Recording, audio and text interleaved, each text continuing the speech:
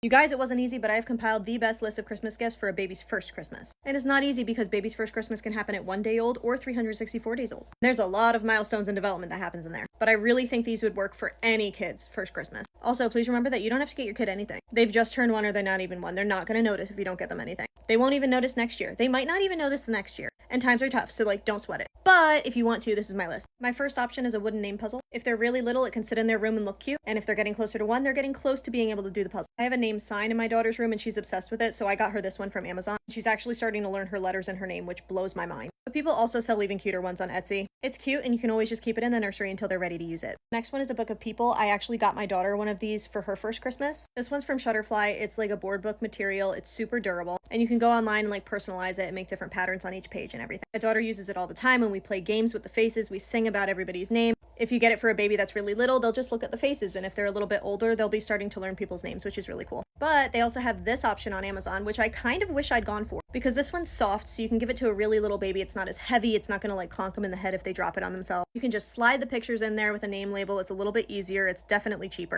And it has a mirror in the back, which is top tier. Babies love looking at themselves too. I'm getting this one for my baby cousin this year, and hopefully his mom doesn't see this video. Speaking of books, any kind of soft books or activity books like this is amazing. In these ones, you can move the people and put clothes on them, and they're quiet. So if you go to places like church, or if you work from home like me and your daughter has to attend meetings with you, it keeps them entertained and it's quiet. But they're also lightweight enough so that if your baby is really little and they just want to play with the little toy, it's good for sensory. And the pieces are lightweight, so they're not going to hurt themselves with it. We also like these busy books where they have a lot of textures and different sensory things to explore. They're great for your kid to explore as they get older, but we also used to just open these up flat on the floor and let my kid do tummy time on them and touch all the little activity things. Similarly, a busy board like this can function in the same manner. These last two can get expensive, but some people get really into this kind of thing. This is a birth chart book. People who are really into astrology would love this kind of thing for their baby. You can get it custom made by putting all of their birth information in, and then it comes up with their own chart, and they can read about what their astrological stuff is. I'm not very deeply into astrology, but one of my best friends is, and when she had her baby, me and a couple of other girls went in on this together. We got it for her when her baby was born, and she really loved it. So if you or a close loved one with a new baby really is into astrology, this might be something fun. The last one I feel is obvious, that it's stuffed animals. Babies are pretty much going to be happy with any stuffed animal. I know a lot of people like the jelly cats. I've never even touched one of those before, so I don't really know what the hype is about. But my mother-in-law is really into the Cuddle and Kind ones, and she's gotten one for my daughter for her birthday and Christmas since she was born. So I think my daughter has the bunny, and then she has